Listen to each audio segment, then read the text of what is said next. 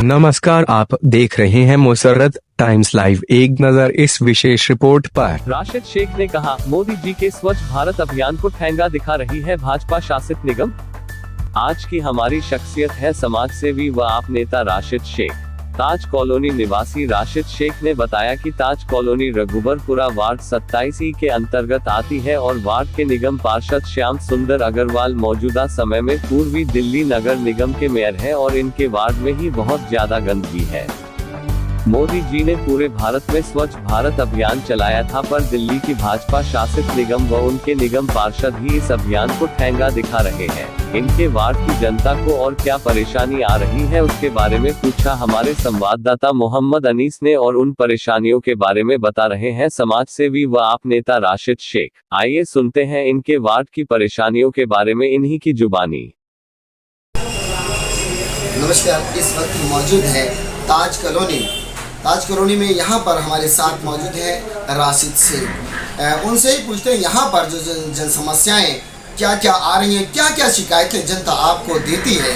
राशिद भाई, सबसे पहले तो जनता जो आपके पास समस्याएं लाती है वो क्या क्या समस्याएं आती हैं? देखिए, दिल्ली सरकार के द्वारा किए गए सभी काम बहुत ही बाखूबी अच्छे काम हो रहे हैं। इसमें चाहे पानी हो, बिजली हो, और कुछ समस्याएं क्षेत्र के अंदर हैं। मैं समझता हूँ उसका निवारण आने वाले एमसीडी चुनाव के बाद दिल्ली में जब दोबारा से एमसीडी में आम आदमी पार्टी की सरकार बनेगी तो उसके बाद हम लोग जो एमसीडी द्वारा गंदगी और नालियाँ टूटी हुई हैं, सड़कें टूटी हुई हैं एमसीडी के नाकामी की वजह से, उससे थोड़ा सा जनता परेशान है।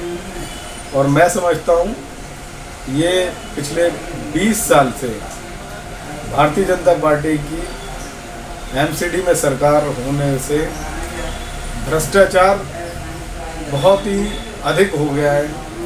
और चूँकि केंद्र में भी इनकी सरकार है, अगर ये चाहते तो दिल्ली का एमसीडी चूँकि बहुत बेसिकली जो काम है जनता के, जिसमें सफाई का काम सबसे बेसिक काम है, सफाई का काम, जो कि हमारे प्रधानमंत्री भी खुद स्वयं कहते हैं कि स्वच्छ भारत और स्वस्थ भारत।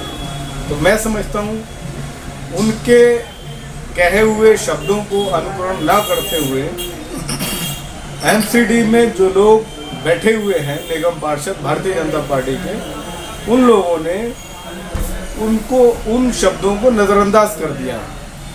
भारी गांधीनगर विधानसभा की अगर मैं पूरी बात करूं, और मैं चूंकि वार्ड 27 से बिलोंग करता हूं और वार्ड 27 में अजीत नगर का एक क्षेत्र है हमारा, वहां पर इतनी गंदगी रहती है, सड़कें टूटी हुई हैं, नालियां मतलब जो है जाम रहती हैं, जिसकी वजह से गंदगी और बदबू का मतलब जो है बुरा हाल रहता है। ताज कॉलोनी में भी यही है। आज तक एमसीडी ने हमारे यहाँ कोई भी सफाई कर्मचारी नहीं दिया। मैं समझता हूँ ये एक, मैंने निगम पार्षद जी को भी बोला था, मैंने स्वयं शिकायत भी की थी उनसे। कोई लिखित विधानसभा और वार्ड 27 ई में एक समस्या है, और जो वो जन समस्या के रूप में है वो है गंदगी। कूड़ा और बेतहाशा कूड़ा सड़कों पे पाया जाता है, नाली टूटी हुई है जिसकी वजह से जाम पानी और गंदगी रहती है, जिसकी बदबू और मच्छरों का।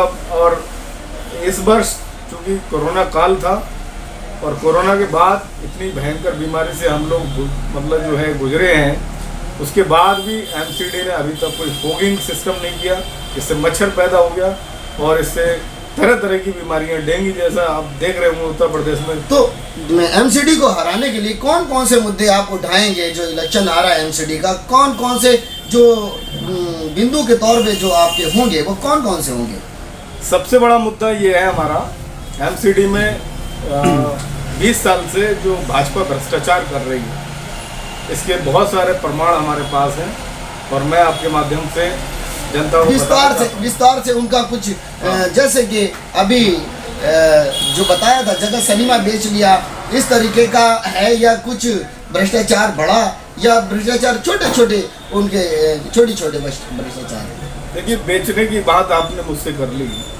बेचने की तो ये समझ लीजिए भारतीय जनता पार्टी का एक ये फार्मूला बन गया है कि वो जब से आए हैं वो बेच ही रहे हैं। और वो उन्होंने कहा था कि मैं देश को नहीं बिकने दूंगा और मैं देश को नहीं झुकने दूंगा। बिल्कुल उसके विपरीत उन्होंने काम किया है। एक सेल्समैन की तरह उन्होंने रेलवे बेच दी, सेल बेच दी। उन्होंने जो है लाल किला देखिए आप, वो प्राइवेटाइजेशन कर दिया, बेच ही दिया एक तरीके से। आप जाके देखिए पुरखों का पुराना जो है ताजमहल जो है, उसमें कभी हम जाते थे तो 20 रुपये की टिकट होती है, आज 250 रुपये की टिकट है। तो उन्होंने बेचने की तो एक बहुत लंबी फहरिस्त है, बहुत लंबी लिस्ट है जो बेचने पे लगे हुए हैं। लेकिन चूंकि ये पूरे देश का मैटर है और मैं गांधीनगर विधानसभा की बात कर रहा हूँ, वार्ड 27 में, तो यहाँ पर जो हमारा बेसिक मुद्दा है वो भारतीय जनता पार्टी द्वारा भ्रष्टाचार को बढ़ावा देना और भ्रष्टाचार करना, ये हम इस मुद्दे को लेकर के जनता के बीच में जाएंगे। और दूसरा मुद्दा हमारा है कि जो प्रधानमंत्री स्वयं स्वच्छ भारत स्वस्थ भारत की बात करते हैं और उनके मातहत एमसीडी में भाजपा की सरकार है और उनके इतने सारे निगम पार्षद और सारे मेयर्स हैं, लेकिन गंदगी का अपार पहाड़ जैसे कूड़े का मतलब जो आपको मिल जाएंगे। तो मैं समझता हूँ इससे बड़ा मुद्दा और कोई नहीं हो सकता। बिल्कुल, आने वाले इलेक्शन में देखिए पता चलेगा कि कितने सक्षम तरीके से ये लोग मुद्दा उठाएंगे और जनता को कितना जागरूक कर पाएंगे कि ये बीजेपी के भ्रष्टाचार के लिए उन्हें सचेत कर सकें। आशा करते हैं 27 वार्ड से हम इस वक्त बात कर रहे थे। धन्यवाद राशिद जी, आपका बहुत बहुत हमसे बात। जी जी, देखिए, अगर आपको मेरी बात पे विश्वास ना हो तो आप दिल्ली सरकार के जो है हॉस्पिटल्स देख लीजिए। वहाँ पर दवाई मुफ्त, ठीक है, पूरा इलाज मुफ्त, वहाँ पर सारी जो है टेस्ट मुफ्त, और उसके बाद में जो है वहाँ जो साफ़ सफाई और डॉक्टर की अवेलेबिलिटी और तमाम तरह की सुविधाएं आप दिल्ली सरकार के किसी भी अस्पताल में जाके देख लीजिए।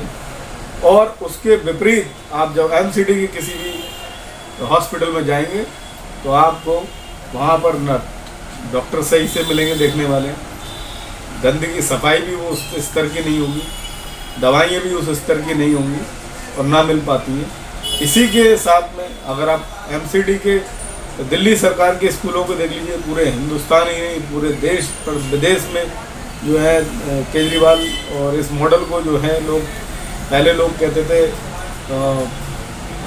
यूरोप में जो है वहाँ सीख के आओ, लेकिन आज वो उल्टा है कि वो लोग कहते हैं जो दिल्ली से सीखो।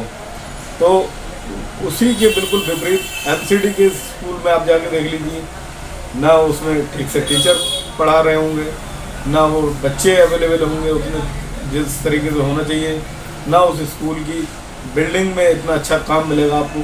तो ये कंपैरिजन है, हमारे बताने की ज़रूरत नहीं है, जनता भी देख रही है और जनता भी समझ रही है कि एक बहुत बड़ा जो मॉडल हिंदुस्तान में पेश करा है केजरीवाल जी ने, अरविंद जी ने अपने नेतृत्व में आम आदमी पार्टी की सरकार बनने के बाद, वो पूरे देश में इस मॉडल का जो है विस्तार होगा। और उम्मीद करते हैं हम दिल्ली से निकल कर के उत्तर प्रदेश, उत्तराखंड और कई राज्यों में अगली सरकार बनाने जा रहे हैं। चलिए, बाढ़ से बात शुरू हुई और देश तक पहुंच गई। आशा करते हैं जनता की समझ में आ जाएगा कि भ्रष्टाचार कितना होगा और समझाने में उनका कितना समझ में आया। इसी आशा के साथ मैं धन्यवाद करता हूँ राशिद भाई का, जो उन्होंने बात की हमसे, हमें वक्त दिया अपना।